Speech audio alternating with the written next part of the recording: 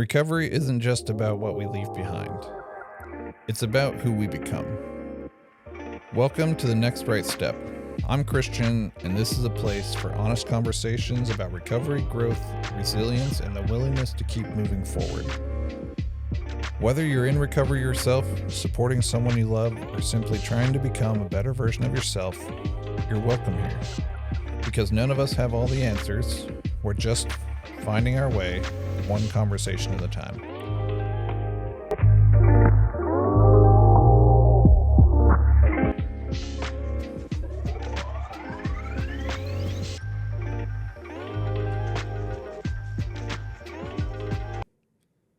Welcome to the Next Right Step podcast.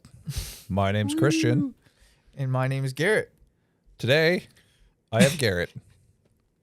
This one is going to be hilarious, I'm sure of it. Oh, probably. Probably. So, a little bit about Garrett. Garrett is one of the homies. He's also one of the sponsees. And he's also Uncle Garrett to our 5-year-old. Mm-hmm. And Uncle Garrett to our 19-year-old. Uncle Garrett to the 19-year-old.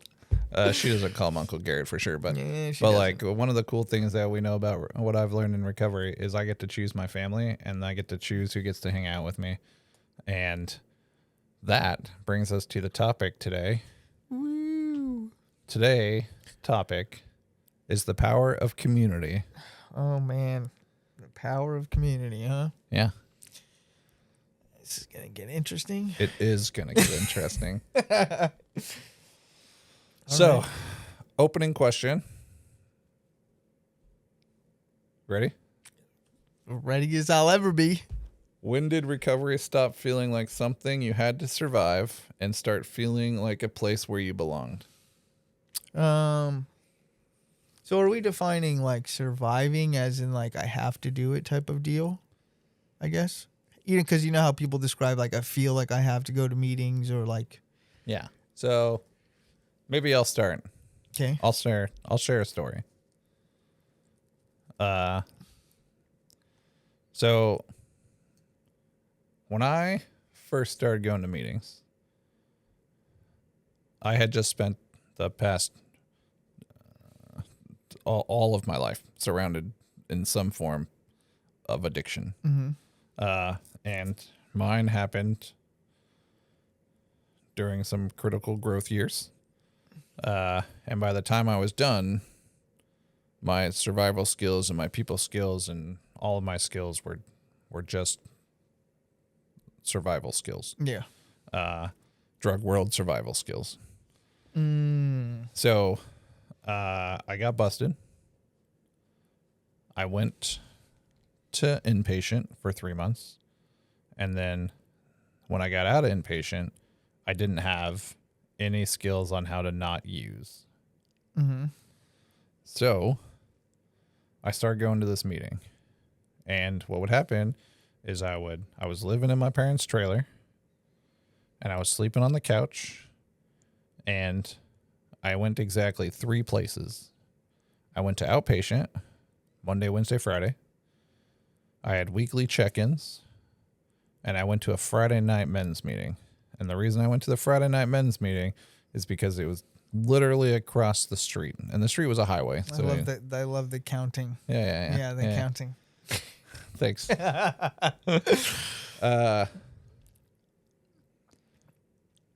And for that 6 months, I was fucking miserable. Because, Yeah, I see what you're saying now. and come to find out, I didn't have and I didn't find community. Now, that's not to say that the people didn't want to offer their community, because they did. When I first showed up, the men in that meeting were like, we're going to love you until you can love yourself, and we're going to sit here and pray about it, and we're going to sit here in open space so you can talk about what's going on in your life and talk about your feelings. Yeah, all of the weird things that newcomers don't want to hear. And I had never experienced a group of men Yep. standing in a circle hugging each other. Chanting. Chanting. It was the cultiest shit I ever seen in my whole life. Because I was cup just of red wine. I never went to church. We didn't do that. And I didn't. The real problem for me, come to find out, several months later, was I didn't know how to accept that.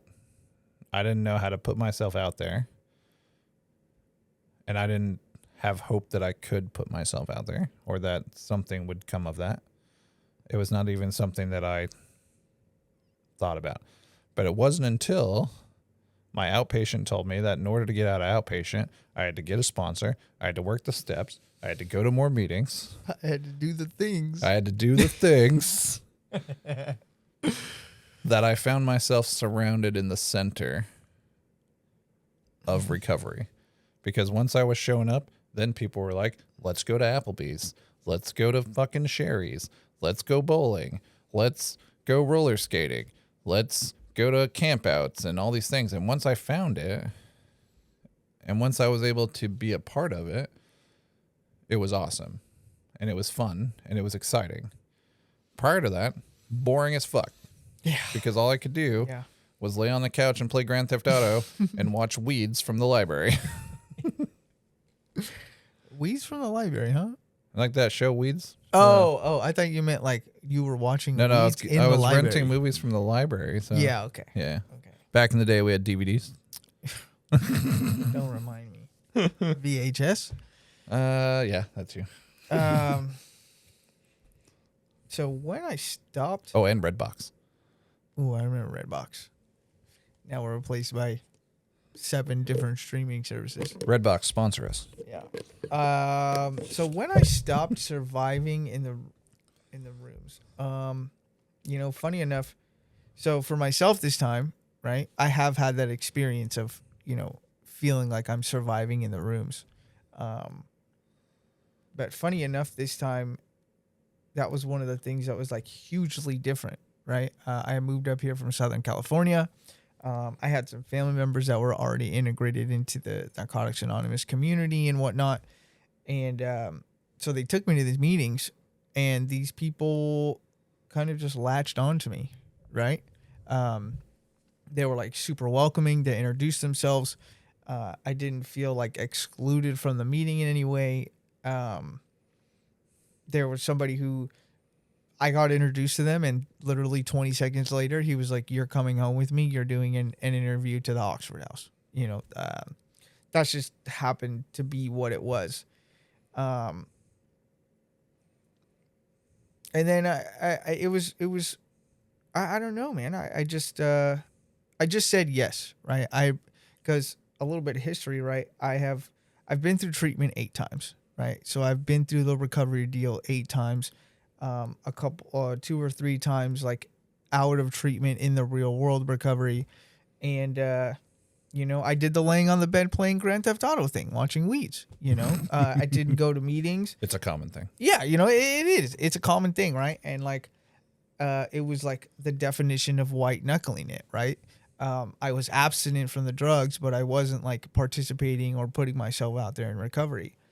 And so this time I just said yes, right? And it turned into this funny joke of like, just get in the truck, Get the fuck in the truck is a real thing. Yeah, it is a real thing, right? Yeah. But behind that, get the fuck in the truck, real now we thing got cars. is the choice of that individual is going to make, right? And my choice at that time was, okay, I'm going to get in the truck.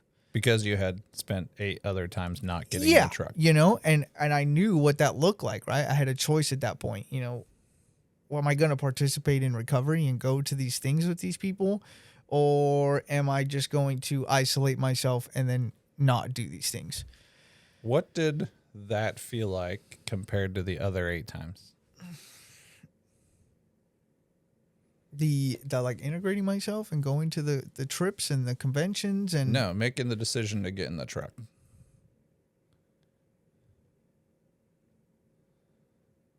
It felt good, right? Was it terrifying? A little bit, yeah. The first couple times, right? It was really terrifying, because I don't do well with people that I don't know, right? Or like don't have relationships established. It's very awkward for me. So like those first initial times of like hanging out or like going to do things until like people get to know me, or like I get to know people, my fear of like of being judged or not being accepted is like in full hyper mode, you know? And I don't know. I just said yes, right? In that moment, I just said yes, right? There was no like, oh, maybe I should, maybe I shouldn't. It was kind of like just like a split reaction of like, okay, I'll go, you know? And So I know the feeling that you're talking about. Because one of my favorite recovery stories about myself, and it ties directly to this, is that I have a heterosexual life partner. His name's Peter. oh yeah, okay. Yeah. Yeah. All great stories in recovery start with my heterosexual life partner named Yeah. Peter. It throws me off every time you say heterosexual. Yeah, and it just throws me off. I don't know if you've seen it, but the wheels were turning for a second. Yeah. So outpatient told me I had to start doing some stuff. Otherwise I wasn't getting out. And that was around month 9. And by my 1 year, so 12 months, so over the course of 3, I had finished my first step with my sponsor. And I know because first step. it was pretty thorough. He had me do my autobiography. Yeah. Okay. It's your favorite thing to write. Yeah, my favorite thing. Yeah. Good job, though. You did it. And the thing that he made me do was he set me up with a speaker meeting where I had to give my autobiography. Thank God. You're welcome. Didn't make me do that. Yeah, that'd be messed. Thank It God. was fucked up. Thank God. So on my 1 year, which was like my actual 1 year, I was doing a speaker meeting, and I was reading my first step. Oh, I can Did I tell you I grew up in small town recovery and I was still like I didn't know that was happening, and you know he gave me an out beforehand. I was like, if you're telling me I got to do it, I'm just gonna do it, because at that point, anytime someone gave me a suggestion, I just fucking did it. Yeah. So I did that, and then over the next couple months, I was working on my second step, and I was having a hard time with higher power. I'm not a religious individual. Today, all these years later, I'm a very spiritual individual, still not religious. But I remember that I was working on my second step, and my now heterosexual life partner named Peter, he told me to get the fuck in the truck, and we didn't know each other very well. And he says, we're going to go somewhere. And he fucking takes me up into the woods. And this is a big deal for me because I was fucking terrified to get in the truck to begin with. And he had a little Kia Sportage. Or not a Sportage. It's the Kia hatchback thing. So it's more get in the car. Yeah. With the sweet subs. It's all blacked out and all that. I remember. So I get in his car and we go up the woods, and he takes me down this trail. And a little bit of fun story. The last time that I had been brought up in the woods, I was handcuffed and there was a bag over my head and some guns went off. Like I was fucking terrified. True terrified. The situation of that came into my head when you said go to the woods. Yeah. Yeah. That. I gave him probably 8 or 10 feet of distance the whole time. And I was terrified. Between you guys? Yeah. Yeah. Like, I wanted to make sure that I could run. Ain't no handcuffs and bags over my head this time. And we end up getting to where he was taking us, and it was this nice little riverbed. And we spend the next few hours there. Just, like, he shared some stories, and he asked me to, I ended up sharing some stories with him, and we just connected.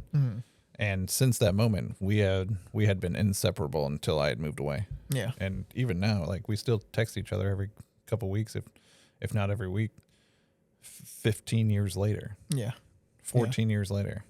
But we sat there on the beach, or it wasn't a beach. It was up in the woods on the mountain. So, but there was a river going down. but it was also kind of like a nice rocky place to sit. And we sat there for fucking hours. And then he's like, all right, we got to get going because it was about to be meeting time in a little bit. And he fucking pulls out a machete, and that was terrifying again. And he starts the hacking. roller coaster of emotions in this plan. Oh my gosh. This is the real fucked up part too. Is that he hacked down these blackberry bushes because he knew there was a trail there or something. And we ended up behind someone's house. And in small town life in the woods, you don't fucking show up in someone's house looking like me or Peter. No. We're like, that's when guns go off with the machete in the hand. Oh man. So we end up like getting around. There wasn't dogs, there wasn't guns, there wasn't anything. We passed through the yard and we end up on a dirt road, and that dirt road is called Serenity Lane. And for me, that was my first moment at like what a God shot is. And even today, it like makes me vibrate. Yeah. Like I can feel it right now just talking about it. It's like, if I allow myself to be there and show up and share, no matter what the process looks like, it's going to be terrifying, but I'm going to get through it. And there's going to be some level of serenity at the end. And like, I didn't believe all the people that said, oh yeah, we got all these God shots going on, but like that was fucking real. And like, I still feel it today. Yeah. Like that is the getting in the truck piece, but it was fucking terrifying. You know, so like I'm kind of thinking about like the good feelings when you started saying that, right, in your story. And it's funny because the good feelings came out most of the feeling good part about it, right, was like the fact that I know that I'm doing something different, right? Like I remember we went to one of the first trips I went to with Darren was the convention. I think it was in Jansen Beach, I think. And it was the Band of Brothers convention. And like I went to that one. Yeah. Yeah. So right, and like I'd never been of service. Yeah, I remember that was when I met Colin. Yeah. And like I'd never been of service before, right? I had like a coffee commitment, right, at that point. So like, and I was always too afraid to take like a service commitment or do anything like of that nature, right? So to like be at this convention and like be helping out in the merch area, right? There was a point in time where like everything slowed down and like I had that little moment to reflect and like it felt good, right? To be like where I was with all of these people and like really just like aware of what was going on, you know, and seeing everybody interact and like the beauty of Narcotics Anonymous in that moment. And then to know that like I'm a part of that because I chose to do something different, right? Because I clearly had a choice. Like I could have just bailed out. I could have said no. I could have stayed home. I could have done all of those things. But I chose not to, right? And so like that was like that was like the best feeling about it was like, okay, I am doing the thing here, you know, in which I have not done in the past. So, and yeah, to your point, that piece is Peter took me to, I don't just do NA, and I've always done like a mix of NA and AA, and that's really it. I did there are a lot of other A's though. There are a lot of other A's. I think that my wife and I we ended up doing the Children of Alcoholics, Adult Children of Alcoholics Anonymous, something like that. We did that one time, but yeah, primarily those two things. One of the things that AA has is gratitude dinners. Everyone gets dressed up and like, yeah. Have nice dinner. There's always an auction. There's the speakers. It's like a really, like, that was my first time getting dressed up for a thing. Like, in we're talking like tuxedo type of deal? like suits and Oh, ties so we're and close to tuxedos. yeah. Yeah, yeah. And Peter, being the dick that he is, made me stand at the front door and shake every person's hand that came in. Such a good He position, made me be the though. greeter. Such a good position, though. Such a good position. But it was also terrifying because the last time I shook someone's hand, they punched me in the mouth and stole all my drugs. Some great experiences Oh, to man, fall back on. my story is hilarious. Yeah, you have some great experiences Now. to fall back on. Yeah. And that skill that he was teaching me then was not only like making me connected with all the people, but it was like now I'm in executive boardrooms and I'm meeting with high level customers and I'm doing all these crazy things and I'm confident enough to shake their hand. Yeah. Yeah. So it's like we don't know the skill set that we're learning when we just get the fuck in the truck. I know. It's crazy. It's crazy to think that small things like that, right? And like, if somebody was to ask you, "Oh, where do you think you're going to learn this skill?" You'd probably say, "I don't know." Yeah. Yeah. Yeah. So, what was your first home group like? And I could guarantee that there's someone who's going to end up listening to this at one time, however many years from now. What is a home group? And why is a home group important? And what was your first one like? So a home group, what has been explained to me is a home group is just like a meeting that you go to on a weekly basis where you have like you're close to those people that go to that meeting, right? And those people know what's going on with you on a weekly basis. Doesn't have to necessarily be like your closest friends, right? But those people know what's going on with you, right? To the point of which where like if you show up under or if you don't show up without notification, right, that you're not going, that those people are going to check in on you. A home group is important for that reason, right? So that like I have a place to go to where I'm comfortable, right, to be able to share the things that are going on in my life with these people. And then I'm going to be fucking in recovery. Most importantly, I'm going to be held accountable, right? Because if I don't go to meetings and I don't do step work and I don't meet with my sponsor and I don't do the things that are encompassed in which I need to do for me, and I'll be honest, sometimes I can't hold myself accountable. You know, sometimes that's just the case. So having a home group in which can hold me accountable to those things is just something that's super important. Oh, man, my first home group. Woo!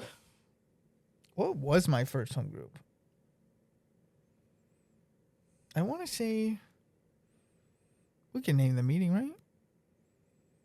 I don't see why not. Okay. Like we're not specifically advertising. And this is our story. It's publicly known information. I want to say my first home group was Can Be Friday Night. And it was a big, I think it still is a big meeting, right? It's pretty big. For Clackamas, for sure. Yeah.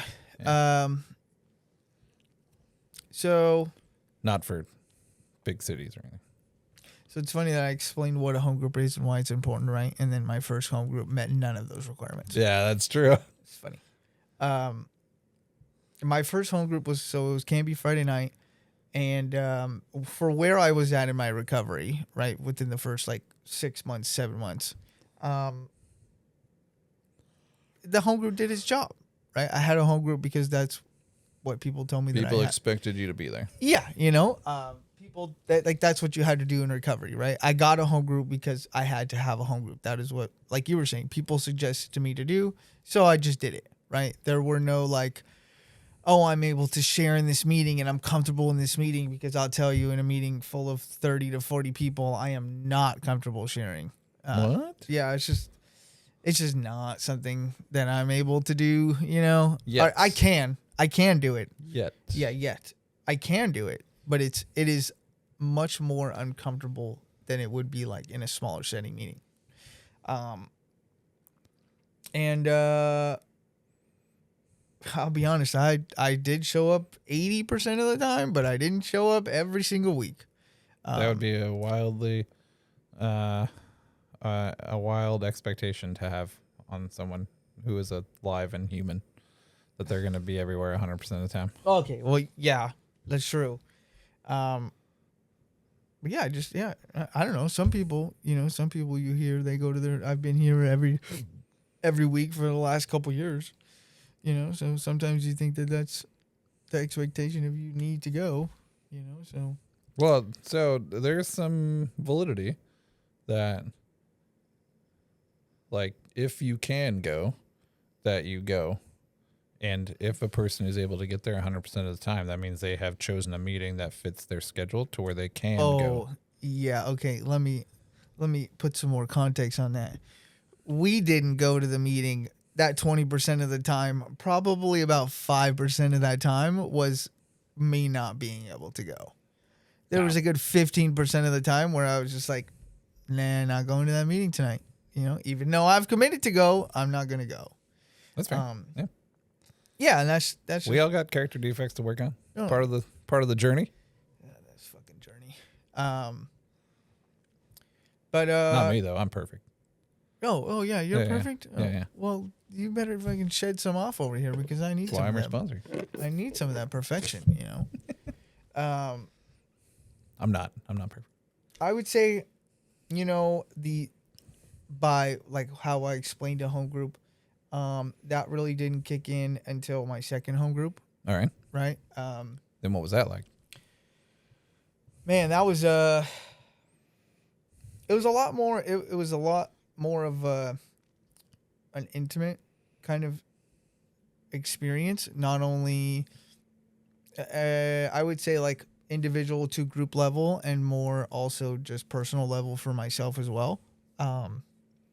Because not only like it was more intimate at a group level because it was such a smaller group of people, right? That I had that that level of comfort to kind of like start to share, right? And over the course of like I think it was a year and a half or 2 years that group was my home group, like that process had started where like I was able to go from kind of sharing in a general way to getting just much deeper, delving more into the things that I was sharing and less sharing of like at a surface level, right? Intimacy. Yeah, you know, and like eventually these people knew what was going on in my life, right? And there were some weird times, right? Because like there was a point in time where like I felt that I had to share, like if I shared in 1 week all of this intimate stuff, I felt that it had to be like very deep stuff on a consistent basis, right? And like if I didn't have anything, then it just felt weird, right? But that's just not the case. Like I know today that like my life doesn't have to have a bunch of crazy in-depth like stuff going on, and life can just be okay. But it helped me in the aspect of like letting people know where I'm at, right? Because it's I don't know, that's just very hard for me, right? To just let people know where I'm at, you know. There's always been like a very select few people that like I tell like stuff to, but like sharing like that intimately on a group level, no, I was just never doing that. And then, as you know, I have a very hard time with any level of consistency. What? Yeah, that's a what? thing. Yeah, that's a thing. So, and that issue carry on into that home group for the first year, and then the second year, I think I showed up every week except for like maybe 3 or 4 times. And all 3 of those That's pretty 3 or 4 times fell under the category of like working late or actually being sick, because I like to say that I'm sick and not sick. No. You know, Garrett would or never do just that. anything encompassing the realm of I can't show up to the meeting, right? So I got to teach me how to be consistent and show up to things that I say I'm going to show up to. So, what does it look like for you? And why would you find a new home group? Going from the first one to the second one, like what was it the thing that did that? Because the reason I bring that up is I've had a lot of different home groups, and I've been to a lot of different meetings. All different kinds of meetings, structured all different ways with all different people. While I try my best to like everybody that I see at a meeting, I don't like everybody. And I don't have to like everybody. And there's always another meeting that will have people that I do like and that I feel comfortable sharing with. So, like, I guarantee that there's someone out there who's like, I've only been going to this meeting and it fucking sucks. So, like, that's not the home group then. Yeah. But why and how did you change from the first one to the second one? So I didn't know a lot of this was happening at the time when I changed home groups, right? I'll say that to preface, but so one of the reasons, right? We'll start at the kind of like less meaningful reasons of why I changed home groups. One of them was that that meeting was on a Friday night, and I didn't always want to go to a meeting at the very end of the week. What? Yeah, no, didn't. There's stuff you'd rather be doing on a Friday night? Exactly, right? And after being, I think that was the first home group was my home group for about two and a half years. And so that played a little bit of part in it, right? And then I just wasn't getting anything out. Okay, I can't say I wasn't getting anything out, right? I was getting less out of the meeting than I was when I was in like earlier recovery, right? I don't honestly think that it was like anything that was like going on at the meeting or like the people at the meeting, right? When people go to a meeting, they share what they need to share. And that's okay, right? But at the level of, or the point of recovery that I was at the time, I just felt like I needed something different, right, in order to grow. I was just getting a little resentful at not necessarily like certain people at the meeting, right? But just like, and I think it was the fact that I just wasn't getting as much as I was getting in the beginning. So like it just felt like I was just showing up to the meeting. So yeah, I guess for preference, I guess for understanding, your first home group it's essentially like a weekly meeting. Yeah. Where everyone kind of sits in a circle, and there's it's not a speaker meeting, but there's like a main speaker for the first 1/3 of the meeting.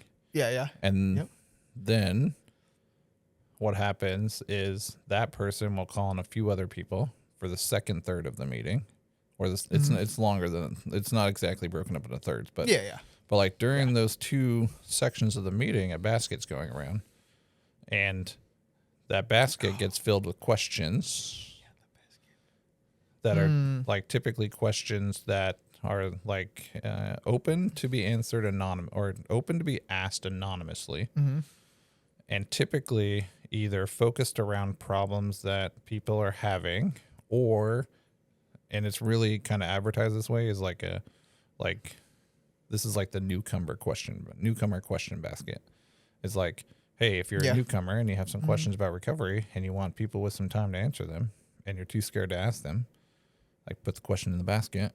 And then the second or the third of the meeting, which is not really a third, is answering those questions. So like it's It's not very really a third. easy. it's in your case in this meeting, and then that happens 3 out of the 4 weeks, and the fourth one is a birthday meeting, which ends up being yes, an the actual potluck. speaker meeting. Yeah. So, if you're not one of those 5 or 6 people out of the 40 that show up that get to talk during the second portion of the meeting, it's very easy to get kind of like not. It doesn't like it's a fine enough, like it can be someone's home group. I'm not saying that it can't, but like to qualify as the things that you identified as needing a home group, it doesn't fit those things because you don't always get to share what's going on in your life regularly. So, Yeah. but you still share before and after the meeting Yeah. with certain people. Yeah, So like yeah. it kind of did. See, now that's a tricky one, right? Because for me, right, and this is just my personal opinion, is that, we say the meeting before and after the meeting, right? But to me, that still falls under the fellowship part, Yeah, because right? So like, that's an important piece of what we're gonna get to yeah, is that the before and after the meeting. mm-hmm. But I wanted the reason I gave a little bit of background to your first home group Mm-hmm. is because I'm assuming, and from what you said, you were missing that piece. Oh yeah. Yeah. And in no way, like I know that what I was saying was kind of like a difficult thing to say, because if someone from that group, that's their home group, like gets offended or something, it's like it can be their home group, but Yeah. and there's nothing wrong with that, but someone who is looking for more intimacy and more close knit group, Mm-hmm. it'd be very easy to get lost in that group Yeah. and fall in Yeah. and out. Yeah.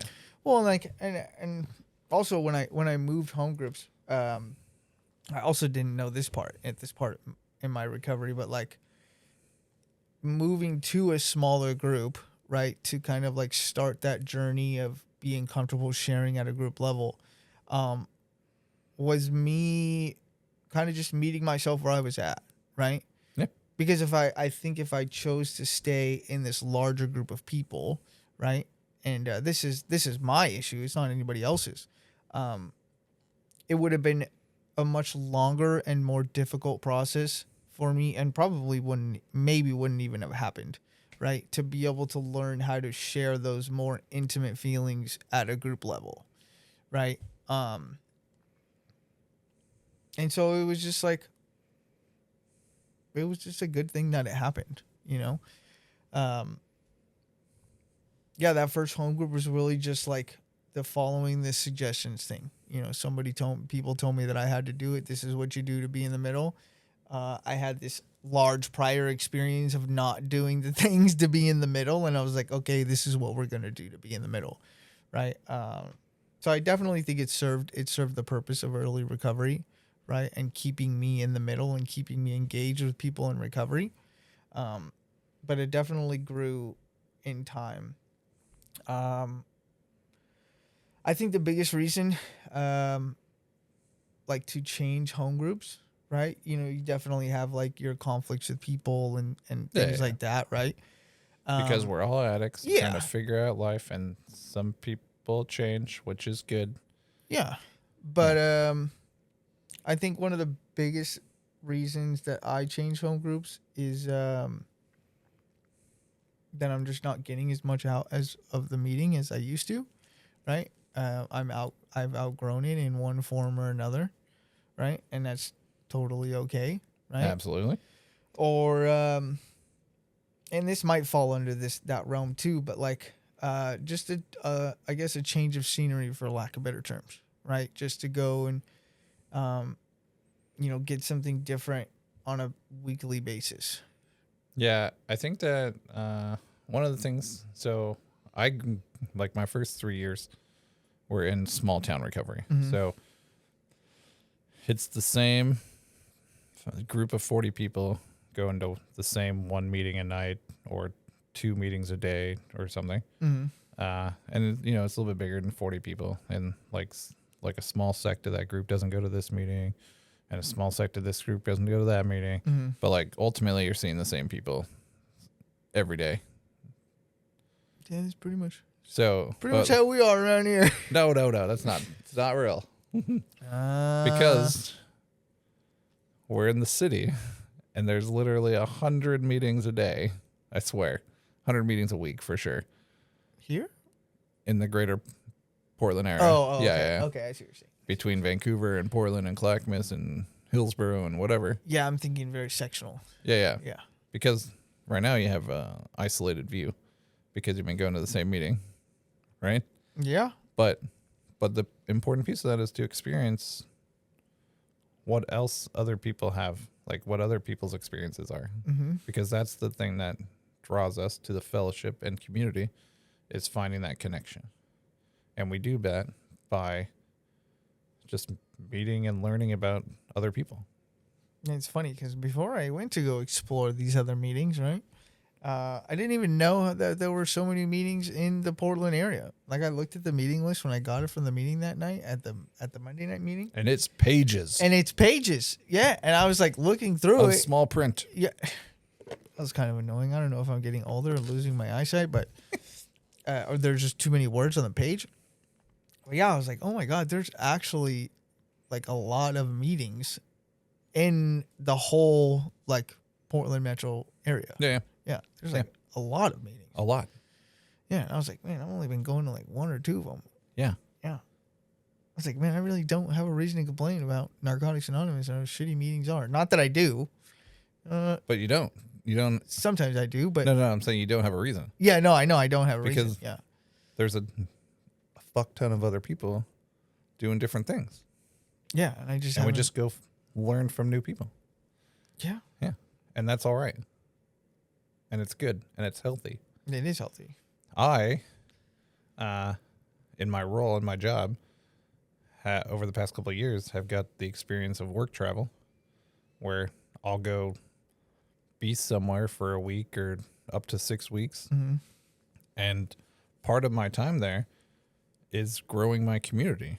Like, I get off work and then I'll probably go to the gym and then I'll probably get some food and then I'll go find meetings and I'll go find events and I'll go find different things because I now, and it wasn't like this when I first got here because I didn't know. And it wasn't like, I know that I used to be one of the people that say, yeah, I'm just really introverted, so I don't know how to, I'm not.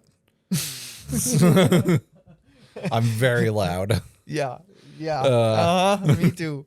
I did Me a too. personality test one time, and while I think that I got 60% extroverted and 40% introverted, because my introverted side comes in when I'm uncomfortable, because I know how to protect myself. Yeah. And what I've learned, and this is one of the really cool things in recovery is that I've learned, is like, this is my recovery, or this is my, not my recovery, this is my comfort zone. Mm-hmm. And stepping outside of my comfort zone, I said no. it's hard.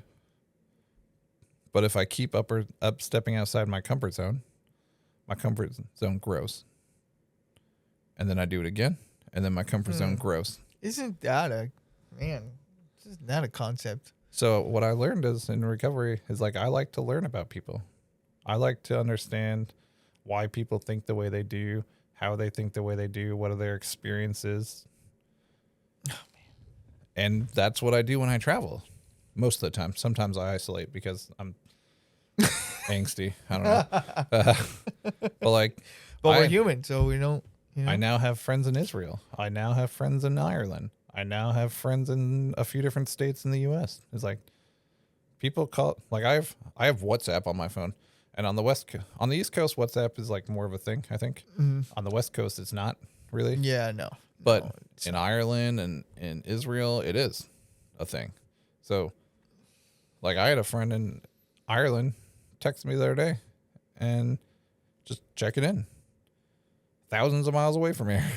Oh man, I need some friends like that. So I'm fucking Well, I need to do the traveling first. You gotta do the traveling. Yeah, first, but- got to do the traveling first. So, another big thing about community is the things, and kind of the purpose of this podcast really is like the life outside of the meetings, right? So, Life outside of the meetings. before you brought this up beforehand, is like the meeting before and after the meeting, which is really just fellowship. Yeah. What are your experiences, and like what are some important things that you have experienced both before and after the meeting? The meeting before and after the meeting.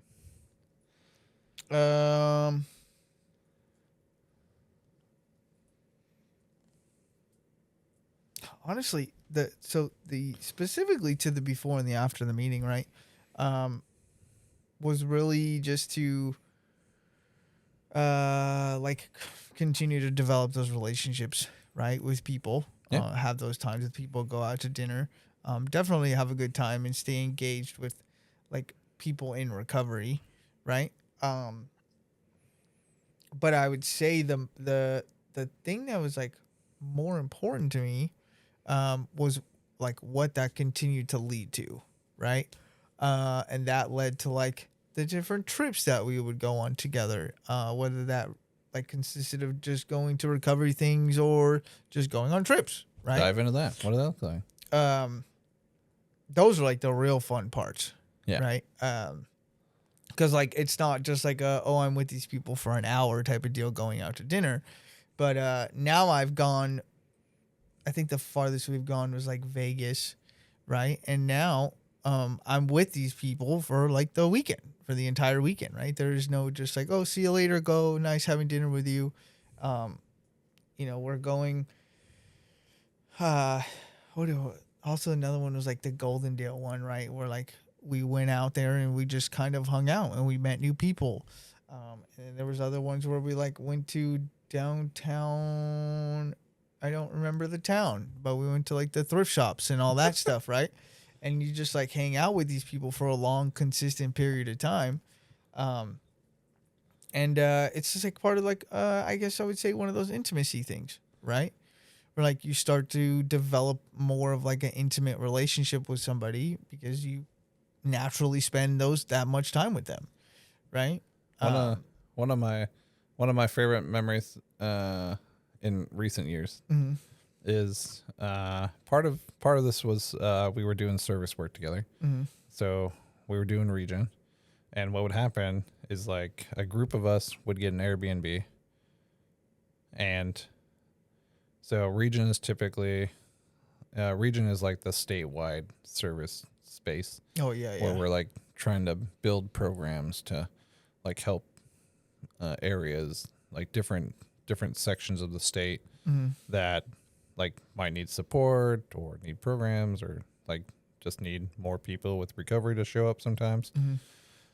But what would happen is we'd show up on Friday, and Friday we'd end up going to a meeting in that area or in that city.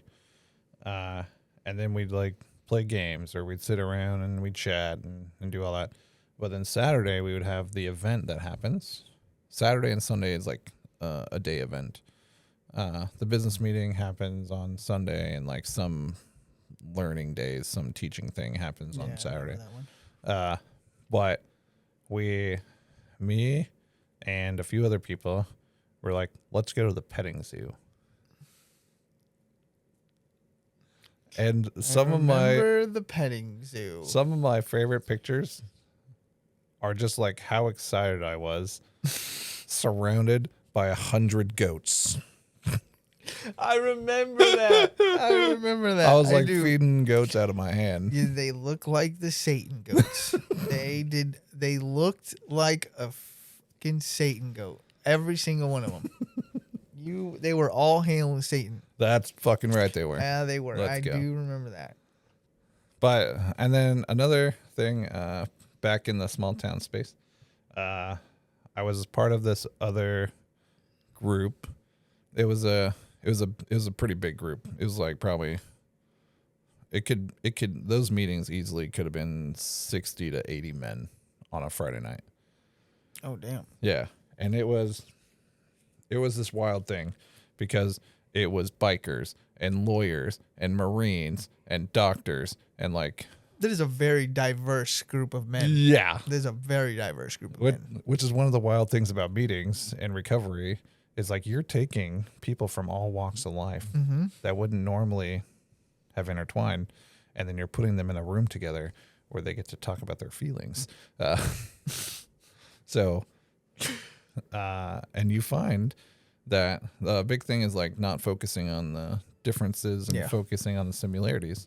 And like this was one of those meetings because I can safely say that I did not have a lot of strong male role model figures in my life, or things, or ones that exhibited traits that I now want to have in my life. Mm-hmm. And every year I'd go to this camp out with this group of men, and it was always a 4-day event. And I'm actually considering going next month in Southern Oregon because it's a group inside of a program. Mm-hmm. And there's like a group in Washington, there's a group in Oregon, there's a group in California, there's a group in New Jersey. It's just like a group inside of a group, and the whole group is like, it's men building men up, and it's nice.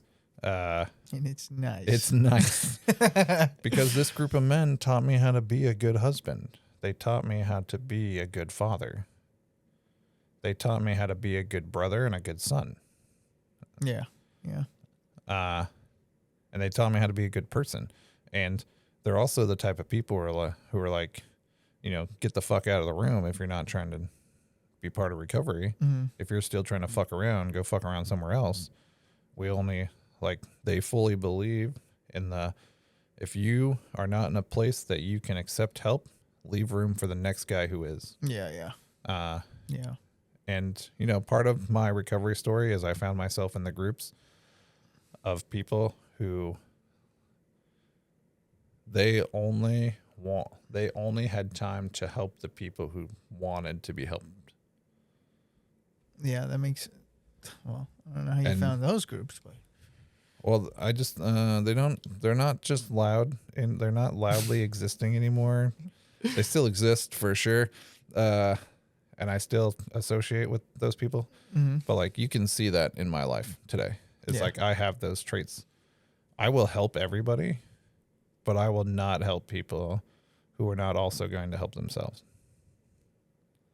Yeah. I think we've had some of those experiences in our relationship. Yeah. Yeah. Sure, this is what I would do, but you're going to do your thing, so go fall on your face. And then I continue to do the things that I'm doing and fall on my face. Yeah. And I'm definitely not as like hardcore driven like I used to be, for sure. Mm-hmm. I typically will help everybody, but if you burn me, then you're burnt, sort of thing. Yeah. Can't get unburnt. Can't get unburned. Can't unburn the chicken.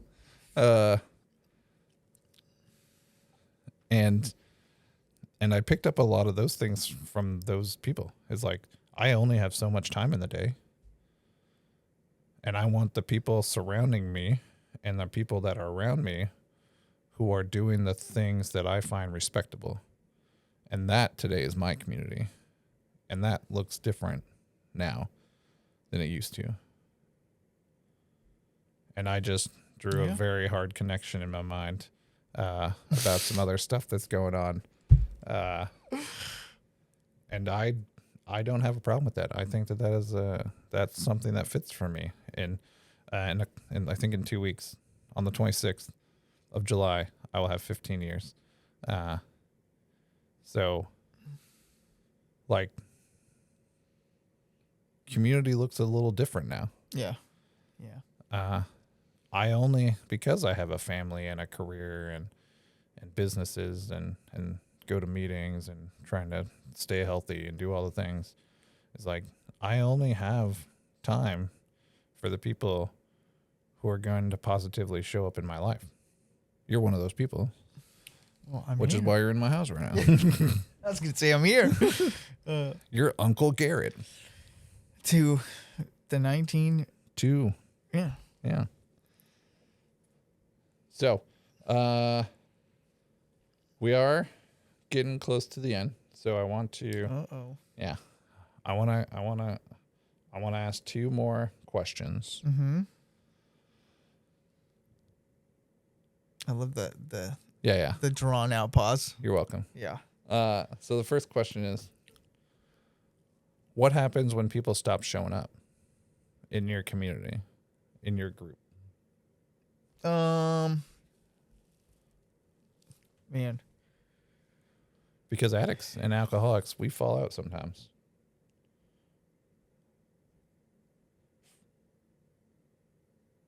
what do you do when people fall out? You just try to check on them and see where, like, to see like where they're at mostly. You know what I mean? As addicts, like we can't force people to do anything, right? I mean, I guess we could, put them in a chair and put a gun to their head, but like just be there for them, just to kind of like to be there for them where they're at, right? Because people stop showing up for many different reasons, right? Not a lot of people associate, or let me back up and say, I associate when you say people stop showing up, my first head goes to relapse, right? That there are many different reasons like why somebody stops showing up, right? It doesn't always have to be negative. Their schedule changes and things like that, and I think you just try to be there for them as best as possible. If it's something negative, and if it's something positive, then there are many other days of the week, right? There are many other. Life is so short, but it's so long at the same time, right? That like, just still hanging out with them and showing up with them in other ways. To be honest. Yeah, I think that a piece off of a situation that we find ourselves in sometimes is like not having assumptions of why someone stopped showing up. Yes. And part of having community means having honest, healthy, real conversations, because the greatest part of recovery is that we get to evolve into like who we are going to be, whether or not that meets our expectations of what that looks like, whether or not that meets other people's expectations of what that looks like. We're going to be somebody different at different stages over the years. Recovery is not just a one-day thing. It's not even a 1 year thing. Yeah. And I always try to evaluate the people that are speaking in my life today, and always be surrounded by the people who are going to ask where I showed up, or like ask why I didn't show up, but also ask and not assume. Yeah. Sometimes my life changes. There was a couple of years, like a stint of a couple of years ago. And this was a couple of years, probably about a year ago or a year and a half ago. I didn't have a home group. I went to whatever meetings I could because I wasn't here regularly. So last year specifically, I was traveling every other week from May to November. There was no stability to my life. So I didn't have a home group. Yeah, that was a lot of traveling going on. A lot of travel. Yeah, I know. But I was still connected to the best of my ability, because at a certain point I started losing my mind a little bit. But, yeah. But like, I still had community, and I still had people checking in on me, and I was checking in on them, and like that still existed. But I didn't have a home group. I wasn't showing up to one meeting every week because I only had a limited time with my family. And how could I take the little bit of time away? And I was going to different meetings, so I was bouncing around all the time. But never once did someone assume that I had relapsed or that I had died. But they did check on me, and that was nice. Yeah. It's funny that during mid conversation, as my ideas start to evolve and come in, right? That's the reason this is a discussion-based podcast. Discussion-based podcast. You know, as you start to say that, right? Like, I try not. There was a period of time where like I did assume, like Absolutely. yeah, absolutely, right. Well, And, they got high. and okay, not necessarily, right? Like just relapsing, right? But like, oh, this person hasn't come around, so they're not doing good, or like this happened, or like that happened, and like that's not always the case, right? And that's where like the not assuming and just like the calling and checking on people. I feel a little bit bad sharing this because I'm not the best at it. I'm actually very terrible at it. Oddly enough, that's the first step of solving any problem. What, checking in with people? Identifying that there's a problem. Oh yeah, yeah, I know. And like, yeah, I'm just not the best at it, right? Life shows up for me a lot, and when life shows up for me a lot, that's just an area of which I'm still selfish in, right? But we've been like definitely working on it. But yeah, just like checking in on people, like when I notice that people haven't been around, or like they like come to meetings, right? But they don't go to events, or like they don't go on trips, like just checking in, seeing, hey, why don't you come?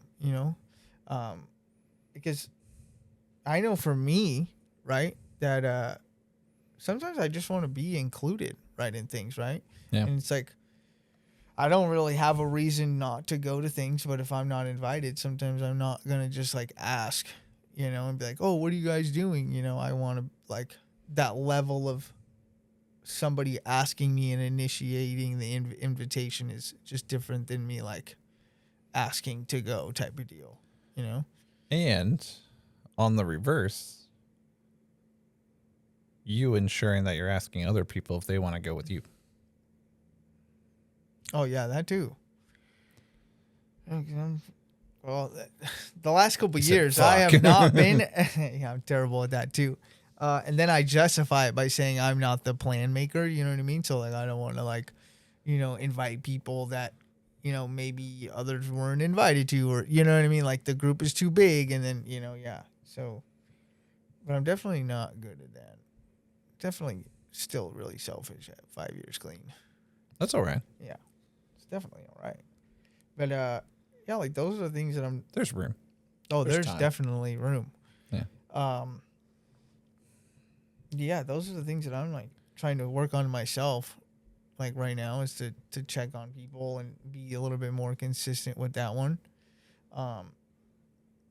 And like I noticed that because it's like I said, I want those things, right? I want people to like check in on me, and if there are expectations that I hold on other people, then I need to fulfill my own expectations that I'm holding upon others to others.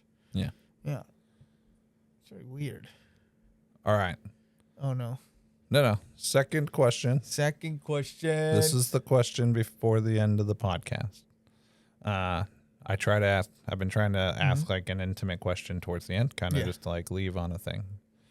And I already have my answer because I read the thing. So, but you're going to go first. Okay. All right. Who's someone in recovery that changed your life without you realizing it, either then, in the moment, or now even? Somebody that in recovery changed my life without me noticing? Yeah. Or Because them it's part of the community piece, right? It's like, who was the most influential person in the community? Mm-hmm. Without me noticing. Yeah, because I got tons of hilarious stories about me and Peter, right? Peter is obviously the person for me. And I didn't know that he was going to be the person for me.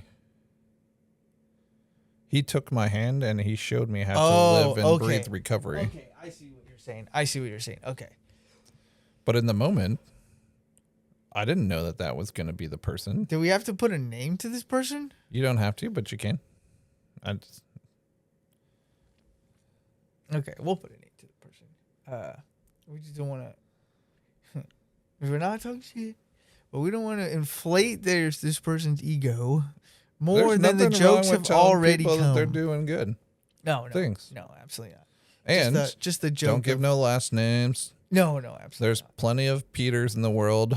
Oh, I'm pretty sure there's very less people named this name. Oh, that's exciting. Ronaldo. The person, I would say the person that changed my life without even knowing that they were going to at the time,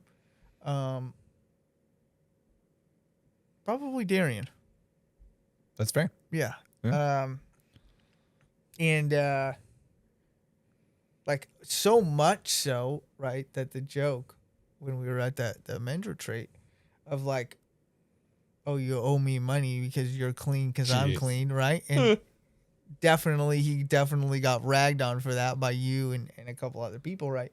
But like, not that I'm clean because of him, but like he lit the way for me, you know? He was definitely the person that was like, get in the truck, we're going here. And Darian lights the way for many people. Yeah, you know? And like at that moment, Not that we're trying to stroke any egos, but at that moment I had no clue. I had no idea, right? But yeah, like the doors that were opened in recovery because of the relationship that I have with him, right? Like in the area of Narcotics Anonymous and the area of personal growth, right, was just astronomical, right? Like I got close to him, and you know, I was able to share with him on an individual level, right? Things that I had not been able to like share with any other person besides sponsors. And you know, like I just went to these events and I did things and I got uncomfortable, and we went to events, and it was just like we went to Region, you know. I took commitments that I didn't necessarily want to commit to, and I was actually absolutely terrible at pulling that commitment, like staying true to that commitment, right? But like I did it, right? And yeah, man, I had no clue that like that relationship with that person was gonna open up so much of my life, right? and that was Peter for me. Yeah. There was a time where everyone thought that Peter was my sponsor, which Peter's never been my sponsor. There have actually been a few people that asked Darian if I was his sponsor. Yeah. Or I think also like some people thought that Darian was my sponsor too. And I was like, yeah, no, he's not my sponsor. Yeah. We're just good friends. Yeah. So, Garrett, I appreciate you and your time. Absolutely. I know you were nervous, and it was awesome. Were real nervous. Yeah, I think that there's a lot of fear in like being intimate and then being intimate on podcasts. Yeah, where everybody's gonna hear this. Well, luckily no one actually listens, so I'm gonna actually go check this now, and I'm gonna text you about how many people actually will listen. yeah. So But you know, the goal is to like reach the person who's kind of lost, like to share that like we're all just figuring it out. Yeah, absolutely. Every step of the way. Every step of the way. Yeah, and I think one of the big things that I've learned a little bit on topic and off topic is like it's okay to make mistakes, right? It's not only is it okay, it's like it's inevitable. Like it's going to happen. It's expected. Yeah, like I'm going to act out on character defects. I'm going to be an asshole. I'm going to say certain things that are just not okay, and I'm gonna act inappropriate, and like it's okay. I got to learn through community both forgiveness for another person, and which then taught me the path to forgive myself. That's good. Yeah. I have That's direct stories. And you know, like I have had relationships with lots of people, And a lot of those people are not in my life today. Mm-hmm. Yeah. That doesn't make our experiences together any less important. Definitely not. Yeah. Definitely not. And when I walk through life, I know that people are in my life for the amount of time that they're going to be in my life for. And whatever splits us apart, it's all right. And I don't need to sit around talking shit or hurting other people because they're just not going to be in my life for the next thing. Yeah, it just is what it is. Yeah. We had good times and that's it. Yeah. So community is critical.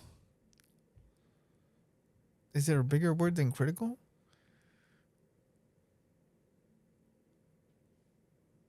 You're better with words than I am, but I feel like No. I do math and science. Oh. Yeah. English is not my strong subject. Yeah, I feel like there is a higher value word that could be used here, but It's community. it's detrimental. Detrimental. I like that one. Oh, Yeah, that's a good one. yeah. You're the word guy now. No, don't make me the word Yeah. guy. No. We're gonna have a segment called Garrett's Word of the Day. You're going to get a lot of words that can only be used in a highest rating of a show. Respectable. Yeah, R-rated and above. Nice. Yeah, because there will be a lot of fucks, a lot of shits. All right. Thanks, bring your Garrett. kids. All right, you're very welcome, sir. Good job. Thanks, sir. Showed up. Woo! Met your commitment. Woo! And now, in a couple hours, it's gonna be live. So, thanks everyone for listening. This is Garrett. I'm Christian. And we're out. You just listened to this week's episode of the Next Right Step podcast. We're here building community and letting people know that they're not alone. And that a lot of the crazy thoughts we have, or a lot of the pieces of recovery, they look a little messy sometimes. If you or anyone else wants to get in contact with us, ask more about our episode, or you'd like to be on the episode yourself, reach out to the social medias, both the email and or Instagram, and we'll get in contact. Thanks again for listening. This was the Next Right Step podcast.